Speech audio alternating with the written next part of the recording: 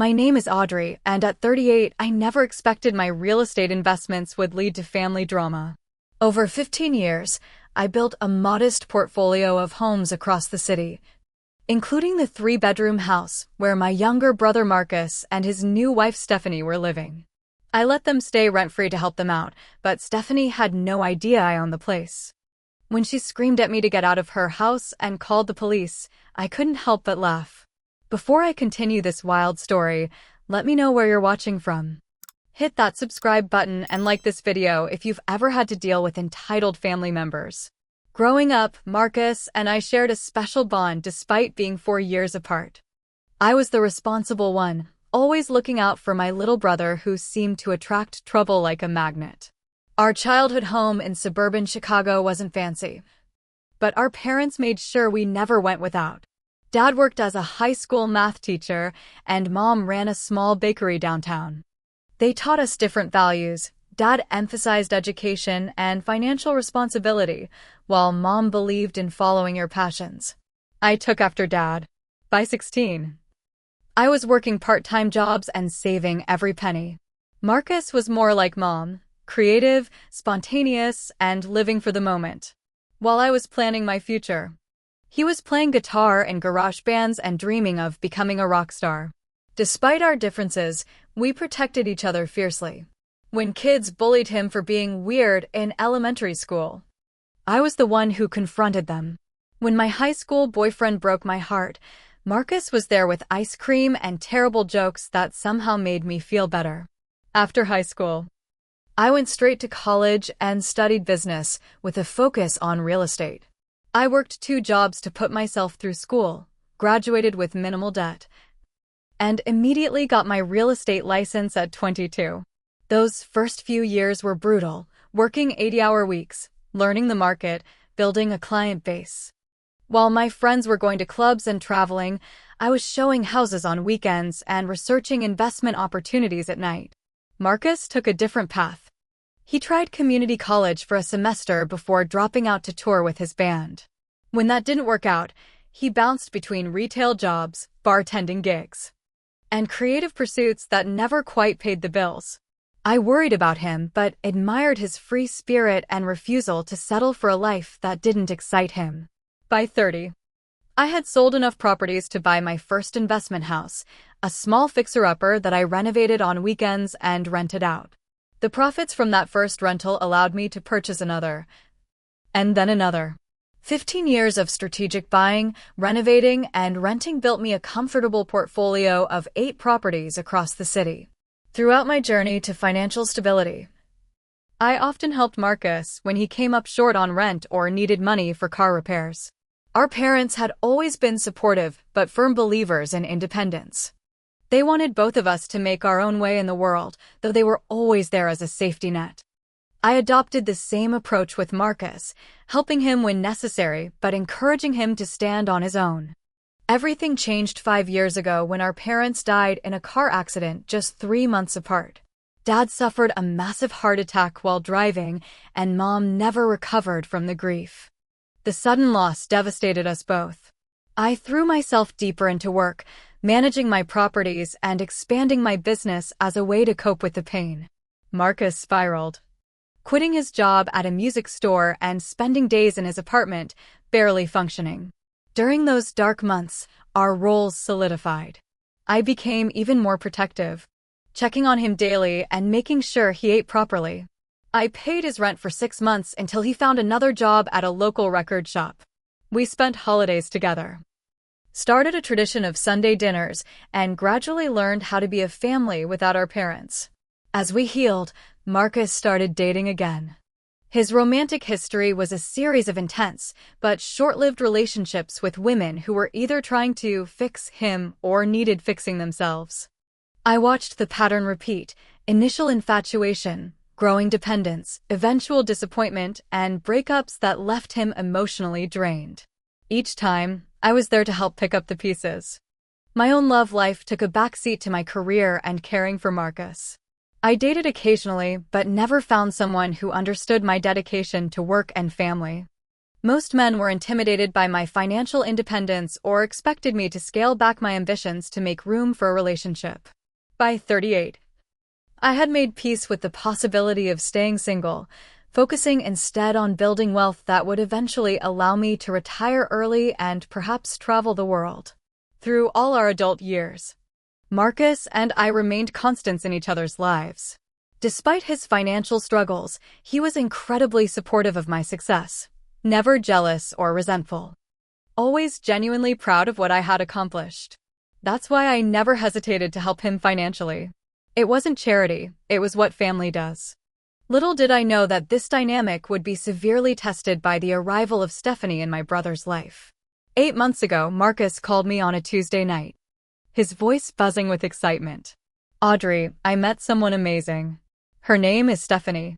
We've been dating for a couple of weeks, and I really want you to meet her." I was thrilled to hear the happiness in his voice. At 34, Marcus deserved to find someone special. We arranged a dinner at my place that weekend. Nothing fancy. Just a chance for me to meet this woman who had my brother sounding like a teenager again. Stephanie arrived wearing a designer dress that seemed excessive for a casual dinner. She was undeniably beautiful, tall and slim with perfectly styled blonde hair and a dazzling smile. At 32, she carried herself with confidence that bordered on arrogance. Still, she was polite, complimenting my home and asking thoughtful questions about my work. "Real estate investment. How fascinating," she said, eyes scanning my living room with its high ceilings and modern furnishings. "You must be doing very well for yourself." Throughout dinner, I noticed how she steered conversations toward material things, the restaurants she loved, the vacation spots she wanted to visit, the brands she preferred. Whenever Marcus spoke, she touched his arm and laughed at all his jokes, even the terrible ones. He seemed completely enchanted, barely taking his eyes off her. When Stephanie excused herself to the bathroom, I asked Marcus how they'd met. "At the Blue Note," he said, referring to a trendy downtown bar. "I was there with some friends from work, and she was alone at the bar. We started talking, and it was like we'd known each other forever." "She seems nice," I said cautiously. "What does she do for work?" "She's between jobs right now. She used to work in pharmaceutical sales, but wants to transition into something more fulfilling." Red flag number 1, though I kept that thought to myself. As the evening progressed, Stephanie shared selective details about her background. She'd grown up in California, moved to our city 5 years ago, and had been married twice before, both mistakes she'd made in her 20s. She was vague about the reasons for her divorces, blaming incompatibility and ex-husbands who couldn't handle a strong woman. What struck me most was how little she actually revealed while giving the impression of openness. When I asked about her family, she mentioned parents who lived in Florida, but offered no details. When I inquired about her friends in the city, she changed the subject.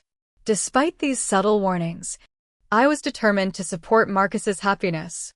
The next 3 months were a whirlwind. Marcus and Stephanie became inseparable. He stopped coming to our Sunday dinners, saying they had other plans.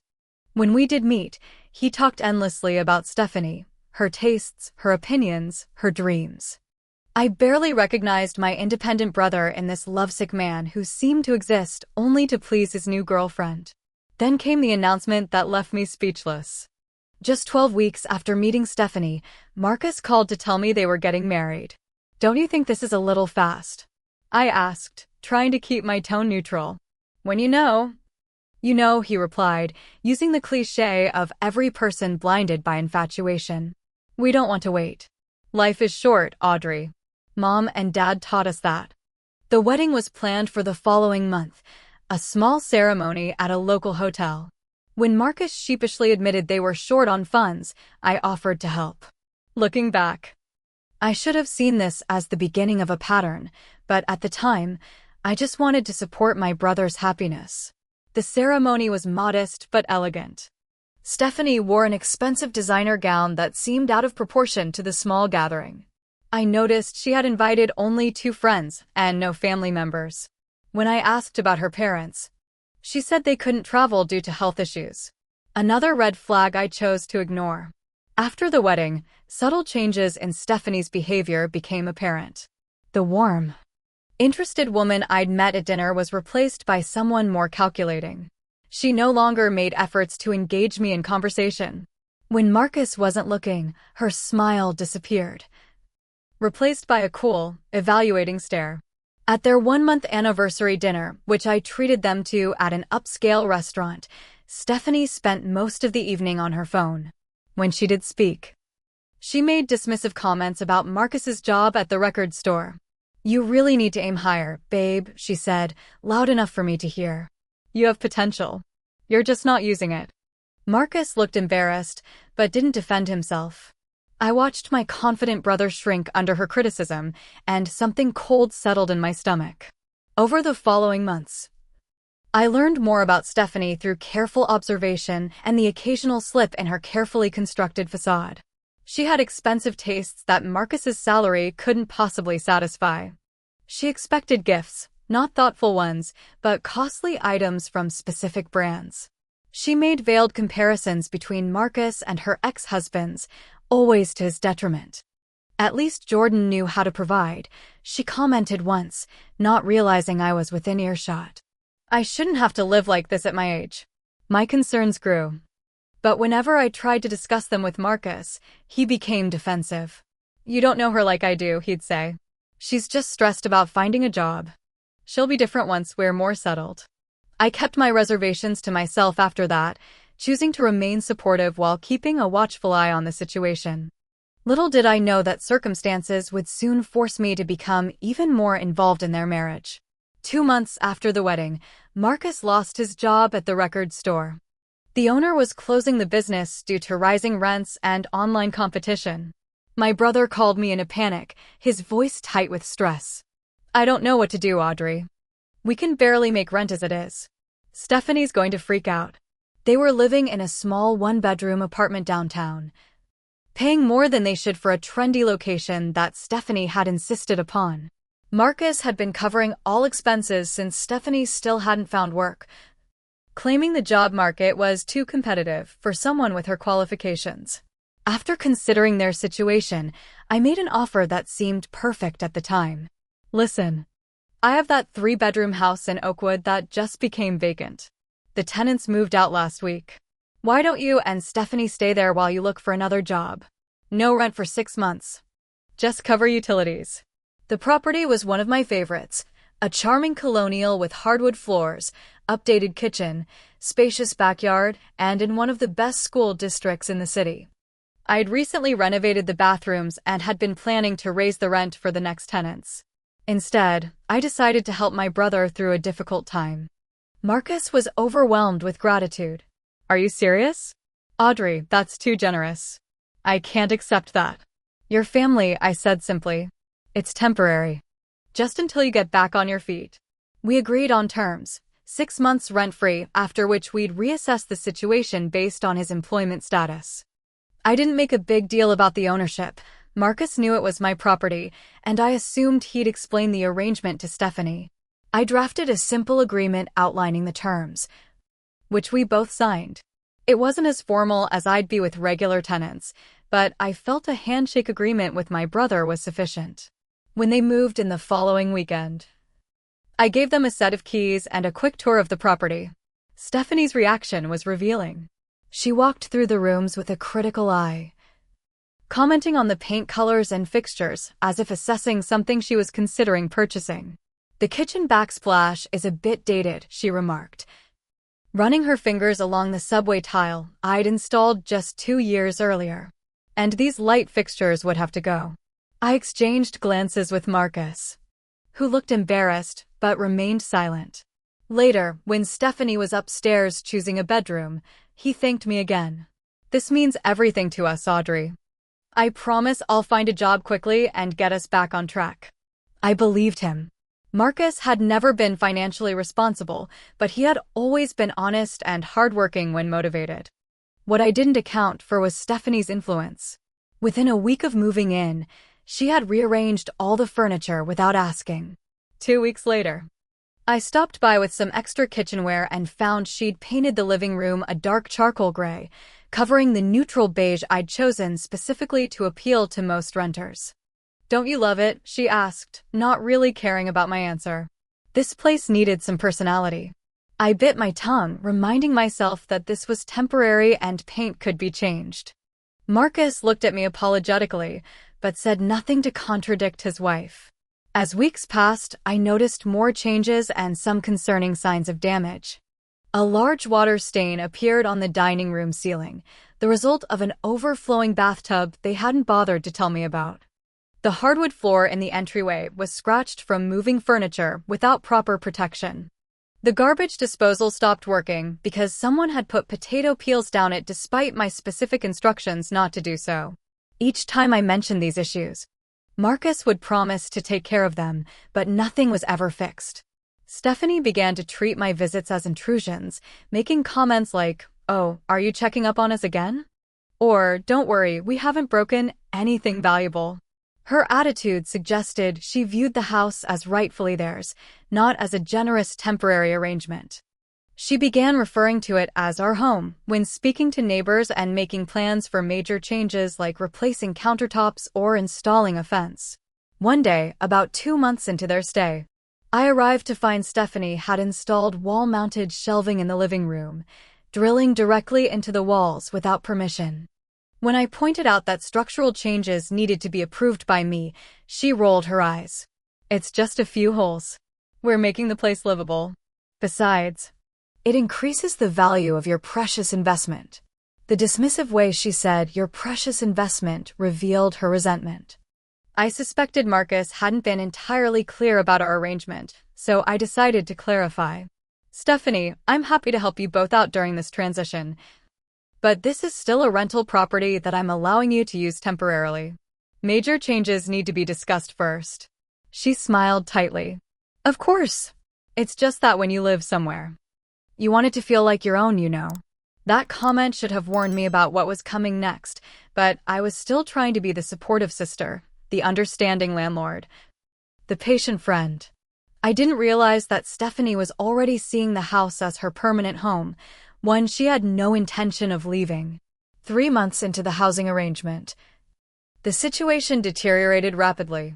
Marcus remained unemployed, half-heartedly sending out resumes, but spending most days playing video games or helping Stephanie with her latest house project. Their 6-month rent-free period was halfway over, but there was no sign of progress toward independence. My weekly visits became increasingly uncomfortable. Stephanie would either make herself scarce or hover nearby, monitoring my conversations with Marcus. She began making comments about my appearance, disguised as concern. "Those bags under your eyes are getting worse, Audrey. Working too hard? Or just getting older?" I ignored the jabs, focusing instead on the property and my brother's well-being. The house was gradually transforming, not just in decor but in upkeep. The once immaculate garden was overgrown. The kitchen developed a persistent smell from improper garbage disposal, and mail addressed to me often mysteriously disappeared. One Tuesday afternoon, I stopped by unannounced with a plumber to fix a leaking shower head. I used my key to enter when no one answered the door, calling out as I stepped inside. From the kitchen, I could hear Stephanie on the phone. "Marcus's sister is such a control freak," she was saying. "Always coming around checking on her precious house. She's nearly 40 and alone, probably jealous I have her brother's attention now." I cleared my throat loudly, and Stephanie appeared in the doorway, phone quickly tucked away. "You could have knocked," she said coldly. I did. Several times. I gestured to the plumber waiting behind me. "The shower needs fixing. You mentioned it was leaking." She sighed dramatically. "Fine. Whatever. I'm going out anyway."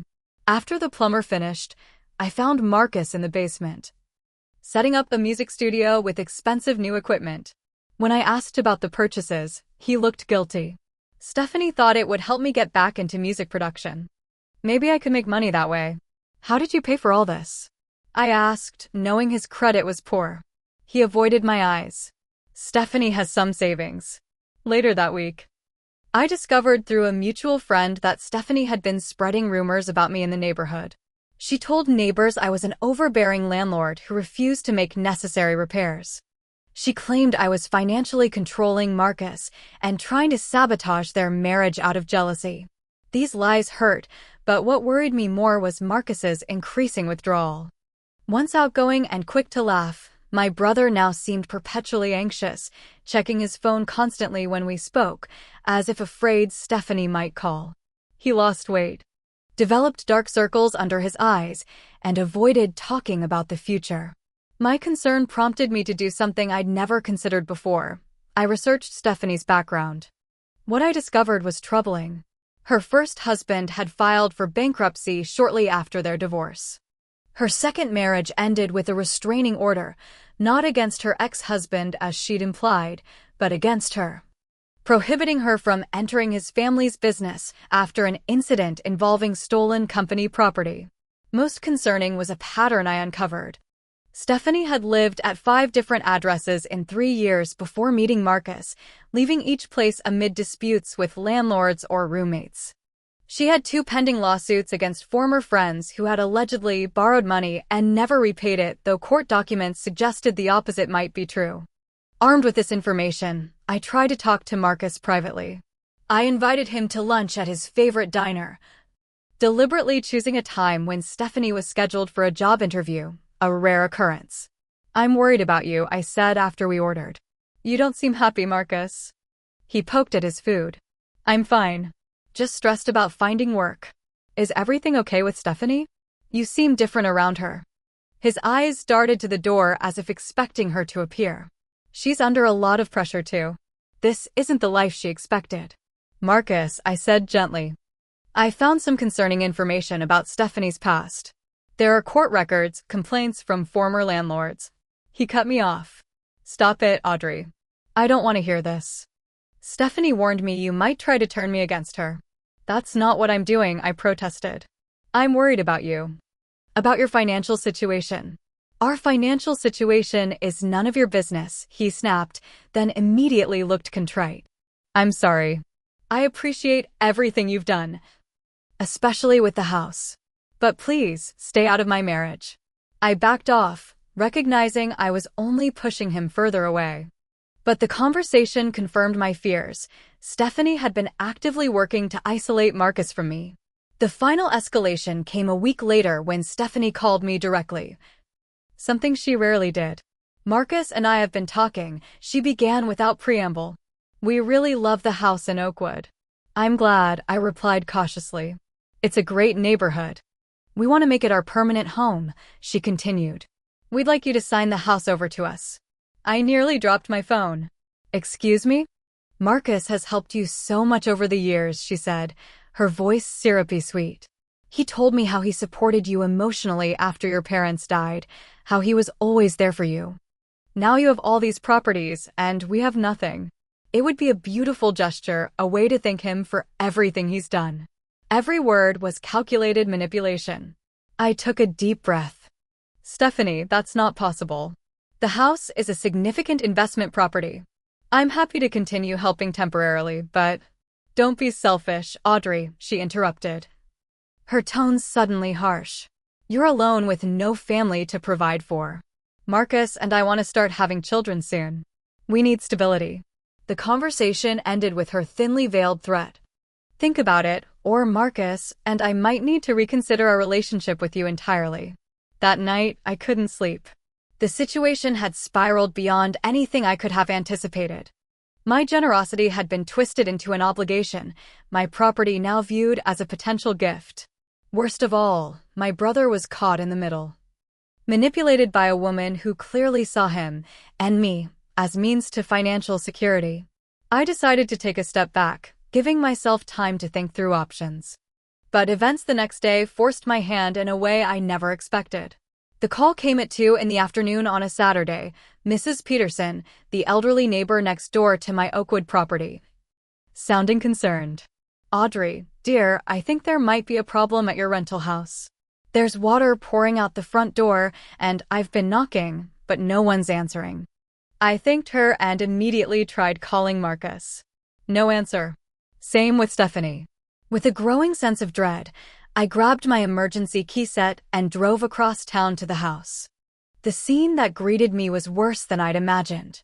Water was indeed seeping under the front door, the result of an overflowing toilet that had been left running for hours.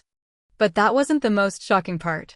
When I unlocked the door and stepped inside, I found myself in the middle of what looked like a party. At least 15 strangers were scattered throughout my house, drinking, smoking, and playing loud music. The furniture had been pushed against walls, expensive-looking bottles littered every surface, and the distinct smell of marijuana hung in the air. "Excuse me," I said loudly over the music. "Who are you people? Where's Marcus?" A man lounging on my sofa shrugged. "Don't know any Marcus. Steph invited us." I made my way through the crowd, assessing the damage with growing horror. Water had soaked through the upstairs bathroom floor and was now dripping through the ceiling. Someone had put cigarettes out on the kitchen countertop. A woman was vomiting in my recently renovated hall bathroom. In the backyard, I finally spotted Stephanie, surrounded by a group of people I'd never seen before. She was wearing an expensive-looking dress, gesturing expansively as she held court. When she saw me, her expression changed from animation to annoyance. "What are you doing here?" she demanded, separating from her friends to confront me. "Mrs. Peterson called about a water leak," I said evenly, working to control my anger. "Where's Marcus?" "Out job hunting," she replied dismissively. Finally, I gestured to the chaos around us. "You need to end this now.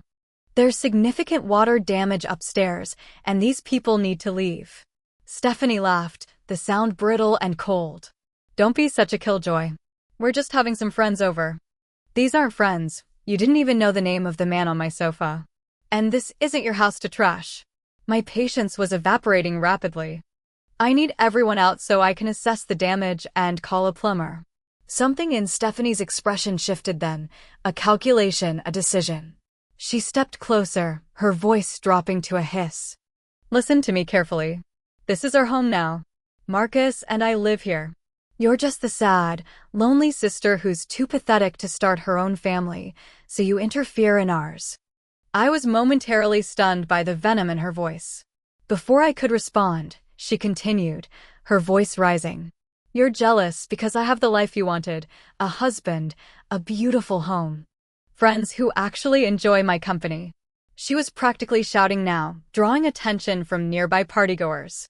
"You think your money makes you important? You're just a pathetic 40-year-old leech who can't let go of her little brother." The silence that followed her outburst was sudden and complete. Even the music seemed to have stopped.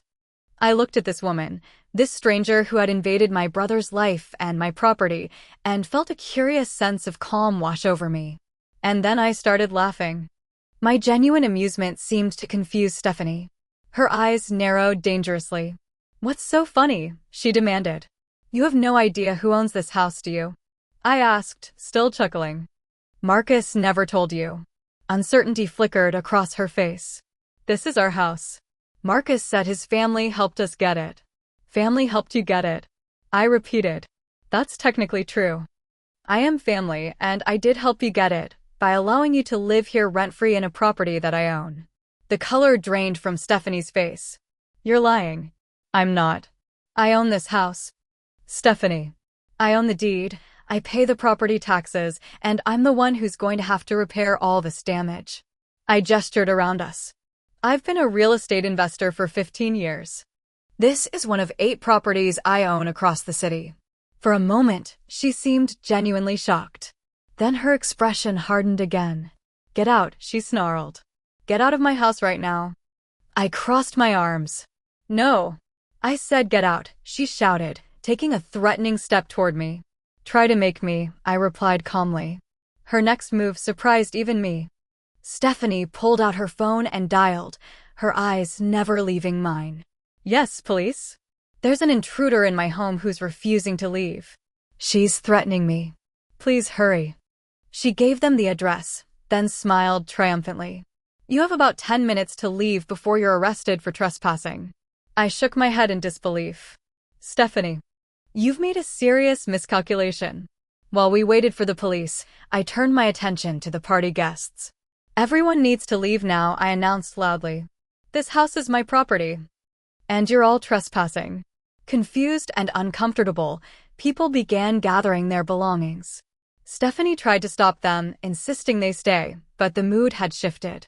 Within minutes, the house had emptied except for us. I used the time to document the damage with my phone camera, the water-soaked floors, the cigarette burns, the broken cabinet door in the kitchen. Stephanie followed me, alternating between threats and sudden attempts at reconciliation.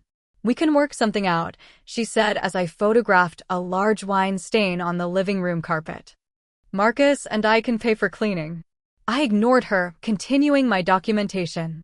The sound of sirens announced the arrival of the police. Stephanie's confidence returned immediately. She hurried to the front door, composing her face into a mask of distress. 2 officers, one male, one female, approached cautiously. "We received a call about an intruder?" the female officer said. Stephanie pointed at me dramatically. "That's her. She broke in and is refusing to leave. I want her arrested." The male officer turned to me. "Ma'am, can I see some identification, please?" Calmly, I reached for my purse and removed my driver's license. "My name is Audrey Mitchell. I own this property. This woman and my brother are staying here temporarily, rent-free, as a favor to family." "She's lying," Stephanie interjected. "We live here. This is our home. I have proof of ownership." I continued, pulling up documents on my phone. The deed, property tax records, and the agreement my brother signed acknowledging the temporary nature of this arrangement. The female officer reviewed the documents carefully while her partner spoke quietly with Stephanie, whose confidence was visibly crumbling. "Ms. Mitchell, these appear to be in order," the officer said finally. "You are the legal owner of this property." She turned to Stephanie. "Ma'am, do you have any documentation showing your ownership or rental agreement?" Stephanie stammered, "My husband handles all that. He's not here right now." "Where is your husband?" the male officer asked. "Job hunting," she muttered. I stepped forward. "Officers, I allowed my brother and his wife to stay here temporarily while he looked for work. There was never any transfer of ownership. As you can see, there's been significant damage to the property today during an unauthorized party." The female officer nodded. "This appears to be a civil matter regarding tenancy. Ms. Mitchell is the legal owner and has the right to access her property." Stephanie's face contorted with rage. "You can't believe her. She's just trying to evict us because she's jealous of our relationship." "Ma'am, please calm down," the male officer said firmly. "Based on the documentation, Ms. Mitchell owns this house. If you believe you have tenancy rights, you'll need to address that through proper legal channels." At that moment, the front door opened and Marcus walked in, stopping short at the scene before him. "Audrey? What's going on? Why are the police here?" Before I could answer, Stephanie rushed to him. "Your sister is trying to throw us out. She called the police on me." Marcus looked confused. "What?" "Audrey wouldn't do that. Actually," the female officer corrected, "according to our call records, you." She pointed to Stephanie, "called us reporting an intruder." Marcus turned to his wife, bewilderment clear on his face. "Why would you call the police on Audrey? This is her house." The simple statement, acknowledgement of a truth I wasn't sure he'd admit, felt like vindication. Stephanie's expression shifted from anger to panic. "You told me your family helped us get this house," she accused Marcus. "You never said she owned it." "I thought you understood," he replied, looking increasingly uncomfortable. "Audrey let us stay in one of her rental properties. I signed an agreement with her." Stephanie's face flushed dark red. "You mean we've been living on charity this whole time? From her?" She spat the last word like a curse. The officers exchanged glances. "We'll give you folks a moment to sort this out," the female officer said. "But if anyone feels unsafe or if the situation escalates, please call us back immediately." As they stepped outside, Marcus turned to me, his expression a mixture of shame and confusion. "What happened here, Audrey? Why is everything wet?" After the police departed, the 3 of us stood in the water-damaged living room, the silence heavy with unspoken accusations. Marcus surveyed the destruction with growing horror, the soaked carpets, the ceiling stains, the overturned furniture, and scattered bottles. Stephanie, what happened here? He asked, his voice barely above a whisper. Just a small get-together that got out of hand, she replied defensively. Nothing I can't clean up. Small? I interjected. There were at least 15 people here. The upstairs toilet was left running so long it flooded through to the downstairs ceiling. Someone put cigarettes out on the kitchen counters. Marcus turned to me, his expression pained. I'm so sorry, Audrey. I had no idea. Of course you didn't, Stephanie cut in before I could respond. You were out all day looking for jobs to support us while your sister was planning to kick us out. That's not true, I said firmly. I came because Mrs. Peterson called about water flooding out the front door. I had no intention of asking you to leave today. Marcus looked between us, clearly struggling to process everything. I thought we had an understanding, he said to Stephanie. We agreed no parties while I was out. We agreed to take care of the house. Don't lecture me, she snapped. I've been stuck in this house for months while you play video games and pretend to look for work. I deserve to have some fun. The accusations seemed to hit Marcus like a physical blow. I've been sending out resumes every day, he said quietly. I had 3 interviews this week alone. Something in his tone made me look at him more closely. You didn't tell me you had interviews, I said. Because you're not entitled to know everything about our lives, Stephanie interjected. God, you're so controlling. Marcus held up a hand. Stop, Stephanie. Just stop. He turned to me. Yes, I've had several interviews. I was actually coming home to tell you both that I got an offer today. Assistant manager at Sound Revival downtown. Under normal circumstances, this would have been cause for celebration. Instead, the news landed in the middle of our conflict like a stone in still water. That's wonderful, Marcus. I said sincerely. Stephanie's reaction was markedly different. Assistant manager? At a record store? That's hardly going to pay enough for us to live the kind of life we deserve. The look Marcus gave his wife then was one of dawning realization, as if seeing her clearly for the first time. What kind of life do we deserve, exactly? He asked. One we haven't earned? One built on taking advantage of my sister's generosity. Stephanie's expression hardened. Don't act all high and mighty. You were perfectly happy living here rent-free, enjoying this beautiful house and neighborhood. Because I thought it was temporary, Marcus countered. Until I found work. Which I now have. So what now? Stephanie demanded. Looking between us. Your sister kicks us out because of one little party. I took a deep breath, choosing my words carefully. No one's kicking anyone out today. But we need to address what happened here and make some decisions about moving forward. Marcus nodded. Agreed. First, we need to clean up this mess and call a plumber to assess the water damage. I'll call my usual contractor, I offered. He can be here within the hour. Stephanie threw up her hands. This is ridiculous. It's just a little water. It's not just the water. I said, struggling to maintain my composure. It's the complete disregard for a property that isn't yours, the lies you've been spreading about me in the neighborhood, and the way you tried to manipulate the situation with the police. Marcus looked startled. What lies? Before I could answer, Stephanie grabbed her purse from the counter. I don't have to listen to this. I'm leaving. Where are you going? Marcus asked. Out. Away from her accusations and your spinelessness. She stormed toward the door, pausing only to deliver a parting shot. Call me when you've grown a backbone and thrown your sister out of our lives. The door slammed behind her, leaving Marcus and me in stunned silence. After a moment, he sank onto the sofa, head in his hands. I've made such a mess of everything, he whispered. I sat beside him, careful to maintain some distance. The house can be fixed. Marcus. I'm not talking about the house. He looked up, his eyes red-rimmed. I'm talking about us, about my marriage, about taking advantage of your generosity. You didn't take advantage. I said gently. I offered to help because you're my brother and I love you. But I let Stephanie treat you terribly. I heard the things she said about you. Saw how she was changing the house without permission, and I said nothing. He shook his head. I was so afraid of losing her that I became someone I don't recognize. Over the next few hours, as we waited for the contractor and began cleaning up, Marcus revealed the full extent of his troubled marriage.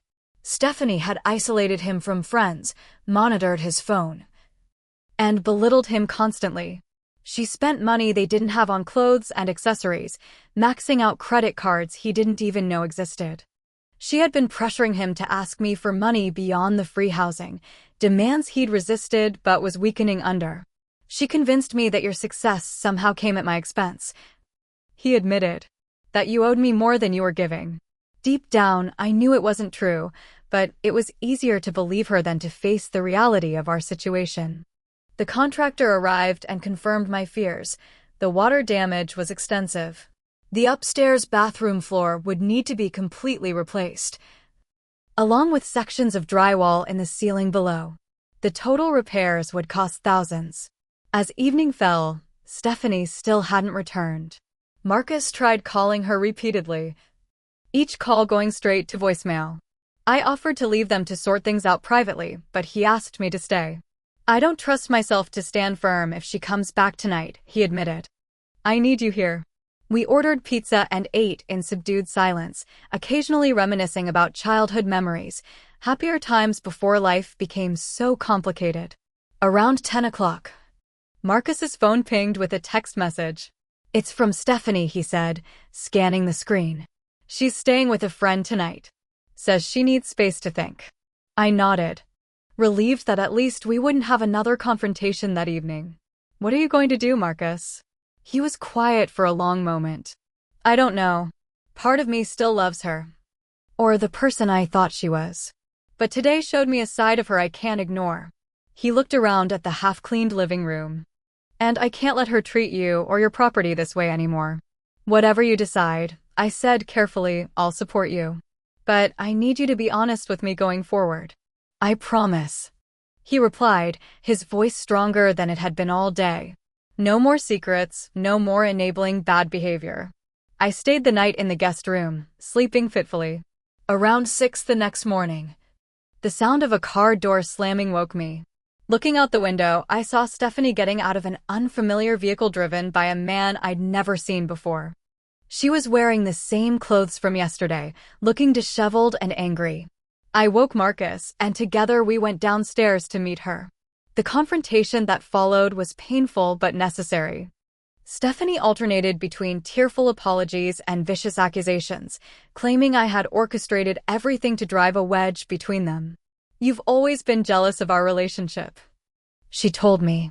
You can't stand that Marcus has someone in his life besides you. That's not true, Marcus interjected. Audrey has supported us in every way possible. She gave us a place to live, Stephanie. She deserves respect, not abuse. So you're choosing her over me? Stephanie demanded. Marcus took a deep breath. I'm choosing honesty and respect over manipulation and lies. Stephanie's demeanor changed instantly, her tears disappearing as quickly as they had come. Fine.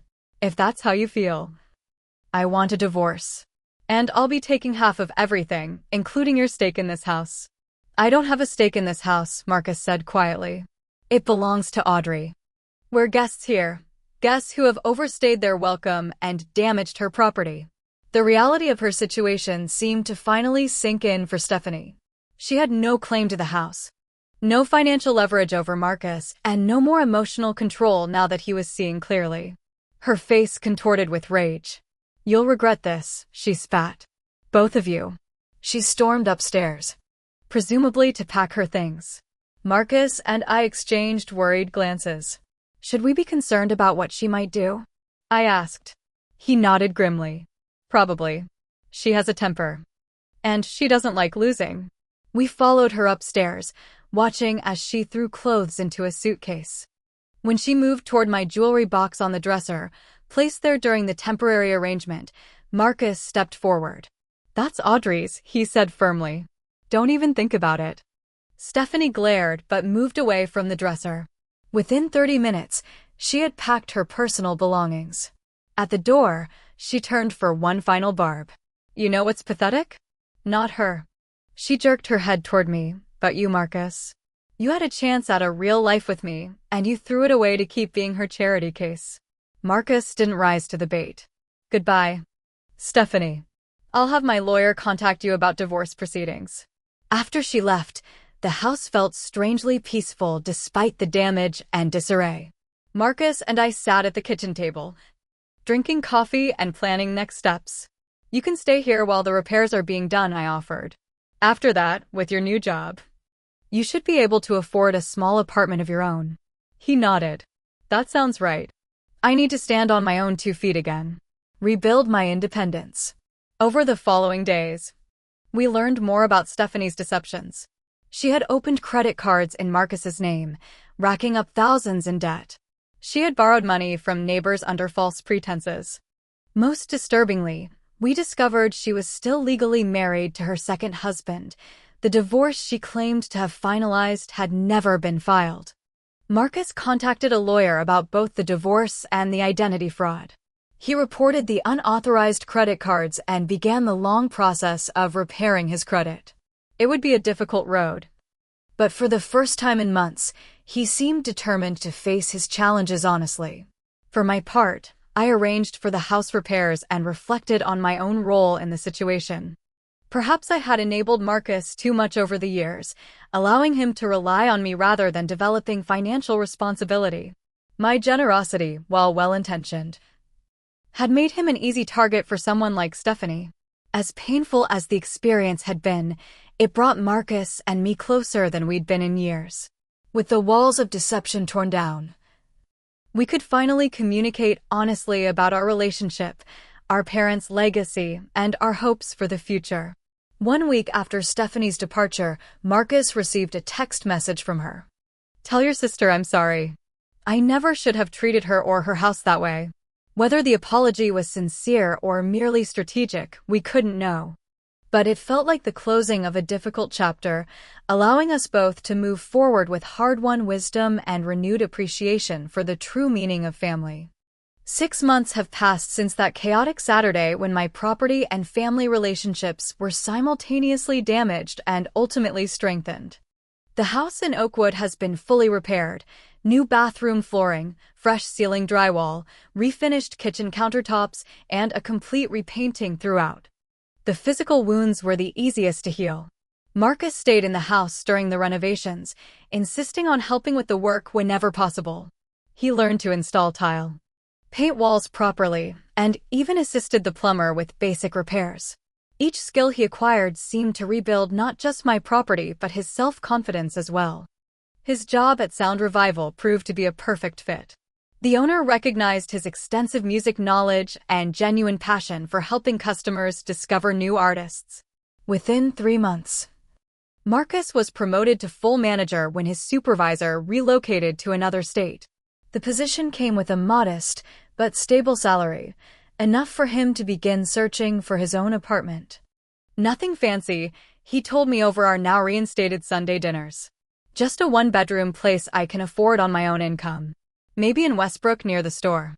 Westbrook wasn't as nice as Oakwood, but it was a decent neighborhood with reasonable rents. I felt a surge of pride hearing him prioritize financial responsibility over location or status. The divorce proceedings with Stephanie were surprisingly straightforward once she realized there were no assets to claim. Marcus's lawyer discovered she had a pattern of short-term marriages to men she perceived as financially promising, followed by divorce settlements that left her ex-husband struggling. With Marcus, she had miscalculated, assuming his sister's property portfolio would somehow become accessible to her. Through the legal process, we learned more about Stephanie's background. Her parents weren't wealthy retirees in Florida as she'd claimed, but a middle-class couple in Nebraska who had distanced themselves after her repeated financial manipulations. Her career in pharmaceutical sales had lasted only 6 months before she was terminated for expense account irregularities. The friend she stayed with after our confrontation was actually her third ex-husband, a relationship she had concealed from Marcus entirely. "I should have seen the warning signs," Marcus said one evening as we sorted through some of his belongings. "The way she always talked about money, how she never had friends from before we met, how she isolated me from you." "Love can be blinding," I replied, carefully wrapping a framed photo of our parents. "And she was very skilled at manipulation. Still, I let it happen. I chose to believe her lies because they were easier than facing my own shortcomings. He paused, holding a stack of old concert tickets we'd collected together years ago. I was ashamed, Audrey. Ashamed that at 34, I still couldn't support myself properly. Ashamed that my little music career never took off. Ashamed that I needed my big sister's help. His honesty brought tears to my eyes. You have nothing to be ashamed of, Marcus. Everyone needs help sometimes. But I took advantage of your generosity. I let it become an expectation rather than a gift. He sat beside me on the floor, surrounded by boxes of his life. When Stephanie started suggesting you owed us more, the house money. Whatever, part of me wanted to believe it was true. That I deserved it somehow. These conversations were painful but necessary. For years. We had danced around the imbalance in our relationship. My financial success versus his struggles, my practical nature versus his artistic temperament. Stephanie had exploited these tensions. But they had existed long before she entered our lives. 2 months after the confrontation, Marcus found an affordable apartment near his work. It was small but well-maintained, with enough space for a modest home recording studio where he began producing music again in his spare time. I offered to help with the security deposit, but he refused.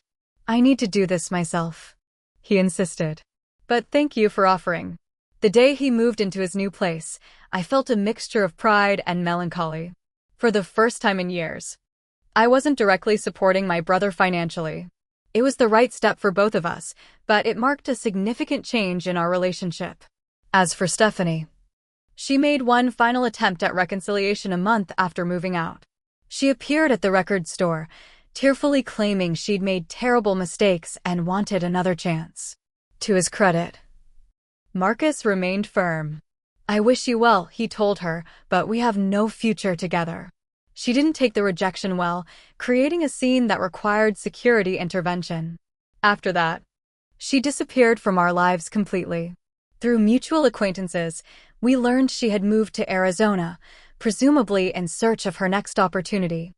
The Oakwood house was eventually rented to a lovely family, a young doctor, her husband, and their twin daughters.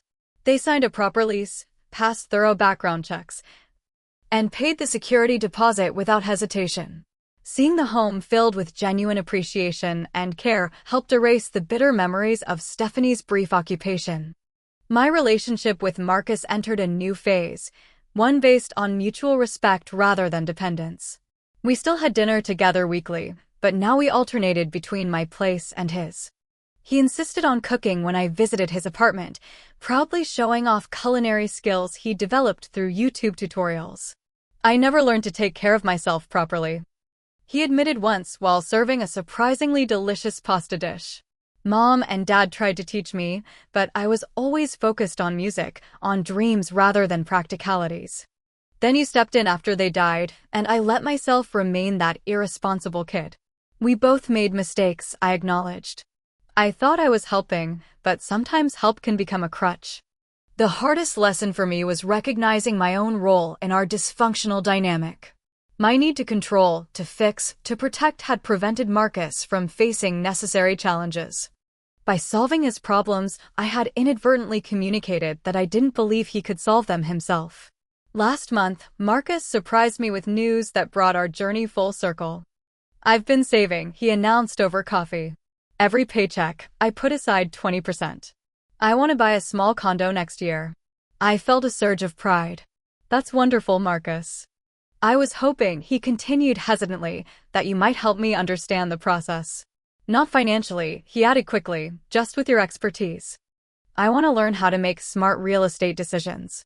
This request, for knowledge rather than money, felt like a breakthrough. I'd be honored to help you navigate the market, I said, meaning every word. Yesterday, Marcus called with excitement in his voice. Remember that song I was working on? The one about starting over? A local indie label wants to use it in a compilation album. They're actually paying me for my music, Audrey. These small victories, a saved deposit, a sold song, a stable job, mean more than any grand success could. They represent my brother's growth into the man he was always capable of becoming. As for me, this experience changed my approach to both family and property. I now have proper contracts for all tenants, regardless of relationship. I've learned to express love through support and encouragement rather than financial assistance. Most importantly, I've discovered that sometimes the most generous thing you can do for someone is to let them face their own challenges. The house in Oakwood stands beautifully restored, a testament to resilience and renewal. Like the property, Marcus and I have emerged from this ordeal stronger, our relationship renovated and built on a more solid foundation than before. If this story teaches anything, it's that true family bonds can withstand even the most destructive storms. Sometimes the heaviest rain is needed to wash away the dirt and reveal what truly matters. Have you ever had to stand your ground with a family member who is being taken advantage of? Or perhaps you've been in Marcus's position, needing to recognize a toxic relationship? Share your experiences in the comments below. And if this story resonated with you, please hit that like button and subscribe for more real-life experiences. Thank you for listening to my story. And remember, sometimes the hardest boundaries to set are the ones that ultimately save our most precious relationships.